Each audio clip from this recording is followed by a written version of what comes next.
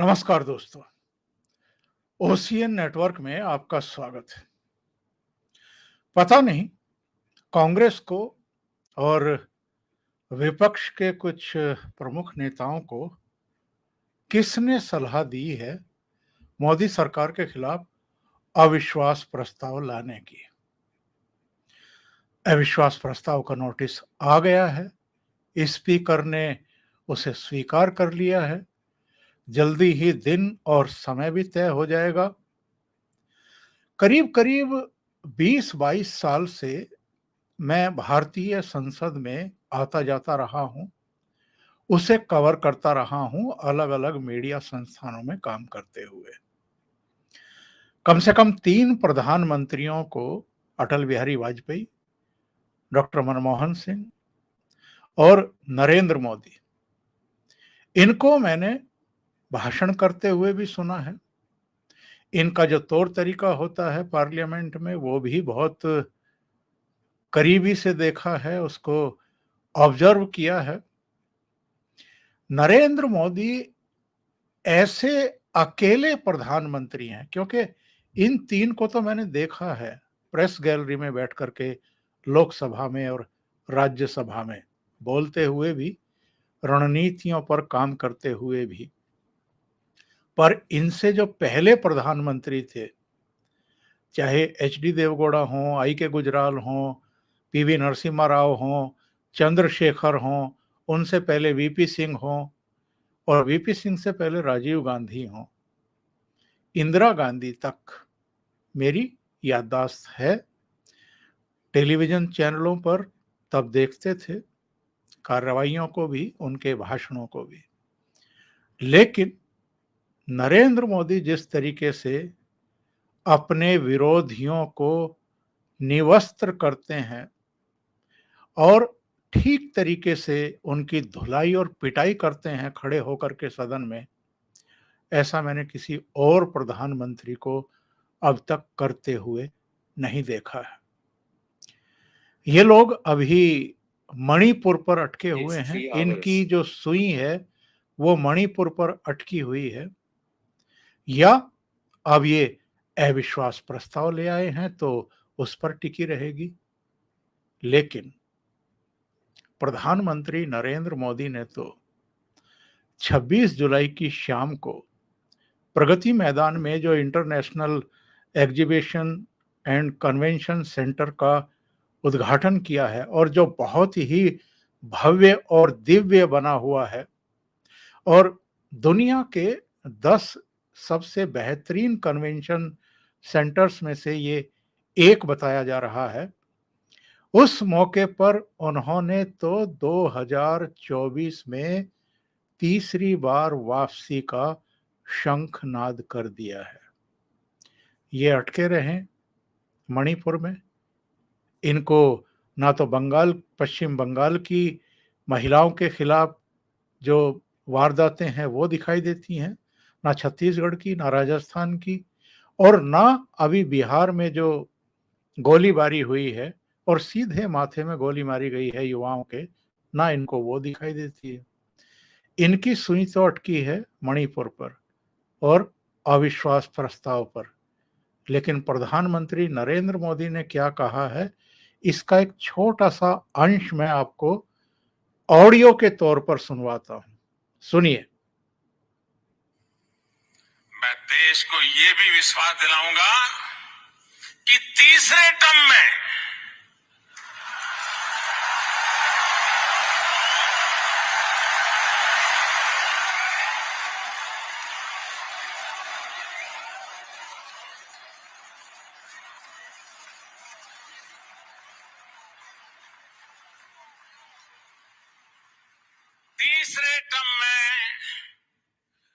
दुनिया की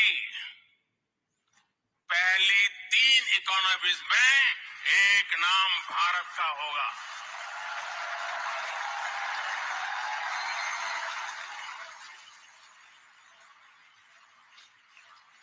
यानी तीसरे टर्म में पहली 3 इकोनॉमी में गर्व के साथ हिंदुस्तान खड़ा होगा दोस्तों।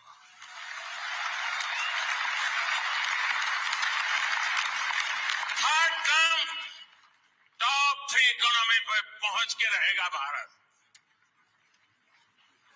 और ये मोदी की गारंटी है।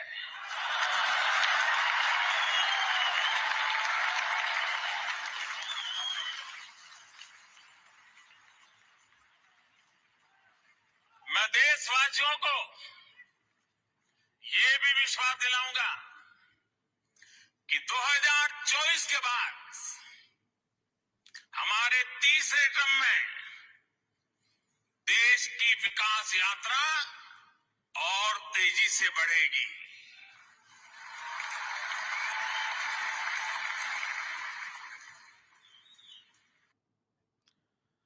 आपकी ये तो समझ में आ गया होगा कि ये लोग मणिपुर के लिए प्रधानमंत्री नरेंद्र मोदी को ही टारगेट क्यों कर रहे हैं। और मैंने 2 दिन पहले एक वीडियो में बताया भी था कि जिस तरीके से अमेरिका में, फ्रांस में, यूएई में, ऑस्ट्रेलिया में, न्यू जो आपका पापुआ न्यू गिनी है, या जापान में जिस तरीके से मोदी का वेलकम हुआ है, उनको महत्व दिया गया है, उनको सम्मान दिया गया है, जिस तरीके से भारत में एक के बाद एक योजनाएं, परियोजनाएं, उनका उद्घाटन हो रहा है, राष्ट्र को समर्पित की जा रही हैं। अभी कुछ दिन पहले नई पार्लियामेंट का लोकार्पण हुआ है और अब कन्वेंशन सेंटर का हुआ है। 2024 के शुरू में भगवान राम का मंदिर भी लोकार्पित किया जाएगा, उनके कपाट खोल दिए जाएंगे, भगवान राम के दर्शनों के लिए वहाँ लोगों का आना जाना शुरू हो जाएगा। ऐसे बहुत सारे प्रोजेक्ट हैं जो लोकसभा चुनाव से पहले जमीन पर उतरने वाले हैं, और अगर पीओके में कुछ कर दिया, नरेंद्र मोदी तो नरेंद्र मोदी हैं, वो कुछ भी कर सकते हैं, कोई भी बड़ा फैसला ले सकते हैं। और जैसे कुछ ही समय में जम्मू कश्मीर का जो स्पेशल स्टेटस था वो खत्म कर दिया, ऐसे ही पीओके गिलगिट और बाल्टिस्तान कब भारत का हिस्सा बन जाएंगे किसी को पता भी नहीं चलेगा। हाँ, पाकिस्तान को जरूर पता लगेगा और चीन को भी पता लगेगा और दुनिया को बाद में पता लगेगा। तो नरेंद्र मोदी ने जिस तरीके से 2024 में तीसरी बार भी प्रधानमंत्री बनने का, अपनी सरकार बनाने का और अगले रिजिम में भारत को दुनिया की 3 इकोनॉमीज में शामिल करने का शंखनाद कर दिया है, इसके बाद इन विपक्षी दलों के नेताओं के चेहरे देखने लायक है। और ये मैं क्यों कह रहा हूं, एक वीडियो आपको दिखाता हूं राज्यसभा का। सुबह इन्होंने पिछले 4 दिनों की तरह हंगामा किया, राज्यसभा को नहीं चलने दिया, वैसे तो लोकसभा को भी नहीं चलने दिया, लेकिन चूंकि ये वीडियो राज्यसभा का है, कांग्रेस के अध्यक्ष और राज्यसभा में नेता प्रतिपक्ष मल्लिका अर्जुन खड़गे का है, इसलिए इसको देखना और इसको समझना जरा जरूरी है। देख लेते हैं, उसके बाद मैं आपको बताता हूं कि किस तरीके से अब विपक्षी दलों ने हार मान ली है, किसके कहने पर ये अविश्वास प्रस्ताव लाए हैं और किस तरीके से नरेंद्र मोदी अविश्वास प्रस्ताव पर होने वाली चर्चा का जवाब देते हुए इनकी धुलाई और पिटाई करेंगे, इसका आभास और एहसास इनको हो चला है। और अतीत में भी चाहे राष्ट्रपति के अभिभाषण पर, धन्यवाद प्रस्ताव पर चर्चा जो होती है उसका जवाब प्रधानमंत्री देते हों, या दूसरे मुद्दों पर जब भी वो पार्लियामेंट में खड़े होते हैं तो इनको भिगो भिगो करके मारते हैं। इस बात का इनको बहुत अच्छे तरीके से एहसास है। इसलिए मैं कह रहा हूं कि पता नहीं किसकी सलाह पर ये अविश्वास प्रस्ताव लेकर के आए हैं। ये तो मणिपुर और दूसरे मुद्दों को उछाल करके जो नया नया इन्होंने गठबंधन बनाया है INDIA के नाम से, उसकी एक हवा बनाने की कोशिश कर रहे थे। लेकिन ऐसा ना हो कि नरेंद्र मोदी का भाषण हो और इनकी हवा खुश्क हो जाए। सुनते हैं क्या कहा मल्लिकार्जुन खड़गे ने 2 बजे राज्यसभा में।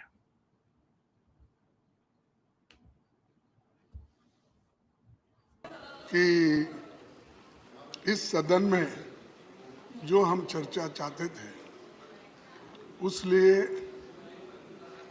हम प्राइम मिनिस्टर का स्टेटमेंट की अपेक्षा कर रहे थे, अभी भी कर रहे हैं। वही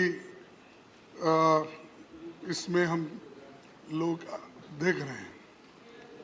लेकिन अब 4-5 दिन हो गए प्राइम मिनिस्टर आ रहे नहीं और बैठे जगह इसी पार्लियामेंट में अपने ऑफिस में बैठ के सब देखते हैं, लेकिन स्टेटमेंट क्यों नहीं दे रहे।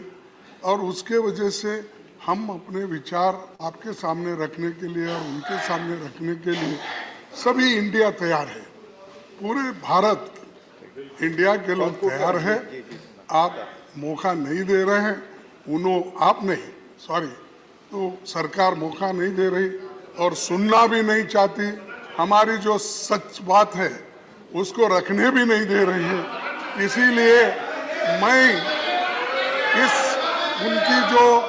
उनका जो सरकार का बिहेवियर है, सरकार किस ढंग से चल रही है, इसको प्रोटेस्ट करके हम सब लोग वॉकआउट करते हैं।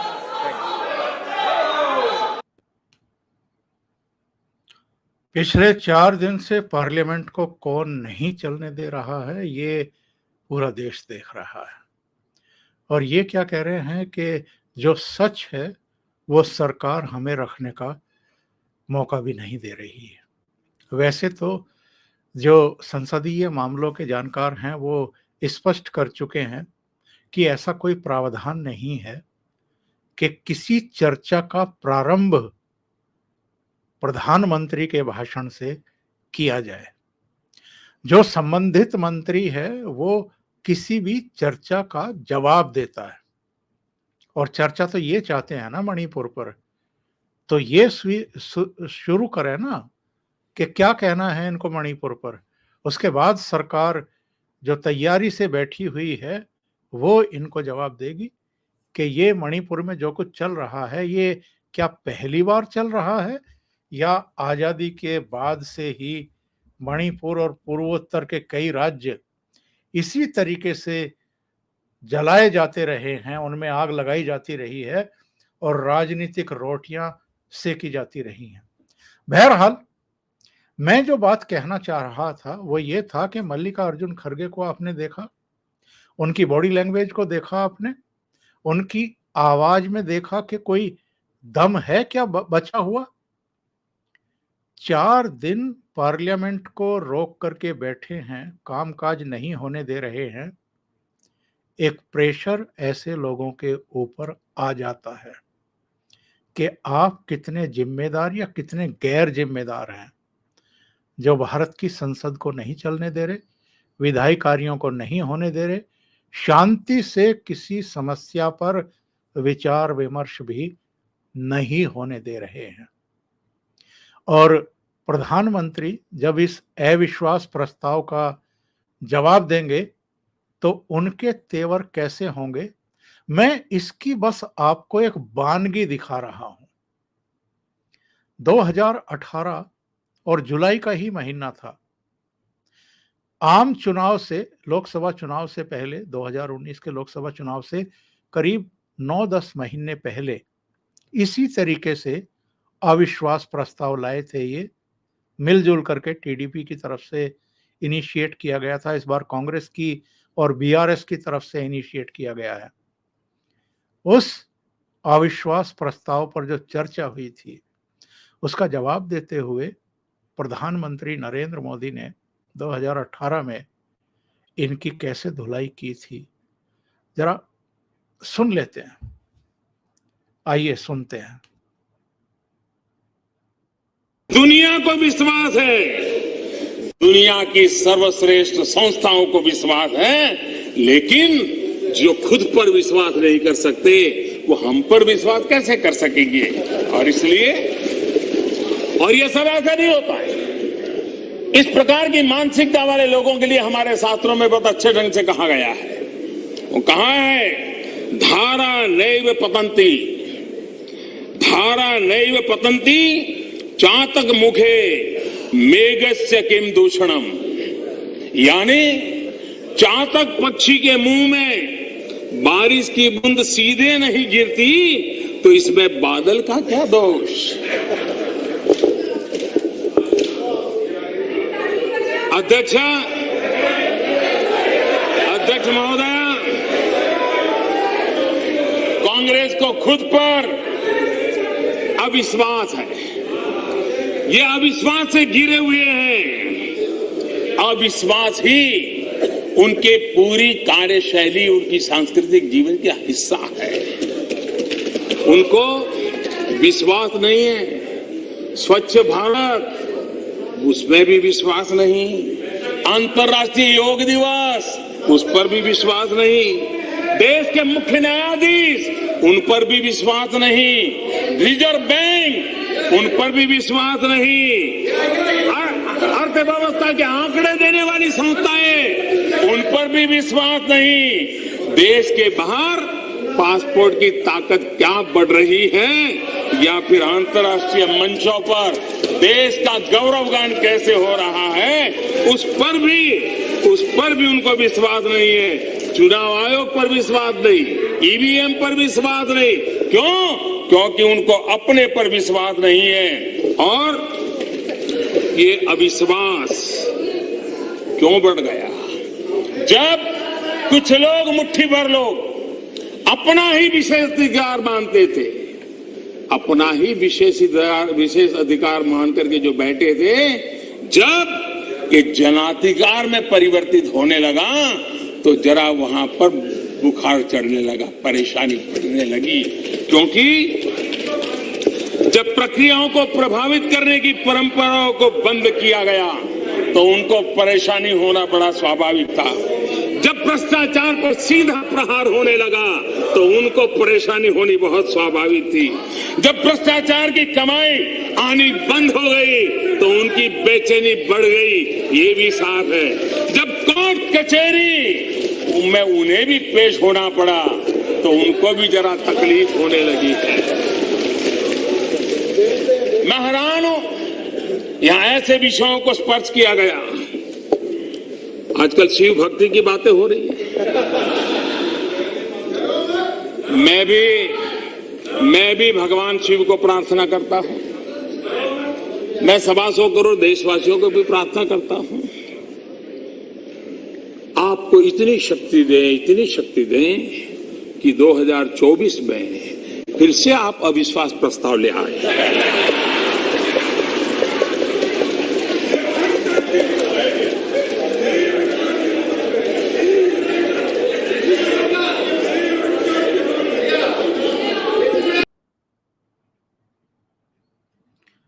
नरेंद्र मोदी, आप कहेंगे कि दूरदृष्टा है। 2024 में नहीं है तो 2023 में ही अविश्वास प्रस्ताव ले आए। और आपने नरेंद्र मोदी का जो तेवर थे वो देख लिए और इस बार ये फिर से अविश्वास प्रस्ताव ले आए। यानी नरेंद्र मोदी को एक ऐसी बाउंसर दे दी है जिसको वो डक नहीं करेंगे, छोड़ेंगे नहीं, सीधा स्टेडियम के बाहर उछाल करके मारेंगे। इसका मतलब ये होगा कि 2024 के लोकसभा चुनाव की तैयारी तो अविश्वास प्रस्ताव पर जो मोदी का भाषण होगा उसी से होनी शुरू हो जाएगी। और इस अविश्वास प्रस्ताव का नतीजा क्या होगा, हश्र क्या होगा, मैं आपको बता दूं। भारतीय जनता पार्टी के पास, नरेंद्र मोदी के पास 543 के लोकसभा के सदन में 329 सांसद हैं, स्ट्रेंथ है। 272 चाहिए सरकार चलाने के लिए और बनाने के लिए, उनके पास 329 हैं। और ये जो Congress, TMC, NCP, CPM, NC, DMK, JDU, Shiv Sena, Uddhav, Samajwadi party और अन्य सब मिला जुला करके इनकी स्ट्रेंथ है केवल 142। क्यों लेकर के आए हैं अविश्वास प्रस्ताव? अपनी धुलाई और पिटाई के लिए। अभी के लिए इतना ही। बहुत बहुत धन्यवाद। अगर आपको ये चैनल और इसके कंटेंट पसंद आ रहे हैं तो लाइक करें, कमेंट करें, वीडियो को शेयर भी करें। अभी तक अगर आपने ये चैनल सब्सक्राइब नहीं किया है तो सब्सक्राइब कर लें और साथ में लगे बेल आइकॉन को दबाना ना भूलें, ताकि आगे आने वाले वीडियो और उनके नोटिफिकेशन आप तक पहुंचते रहें। बहुत बहुत धन्यवाद। नमस्कार।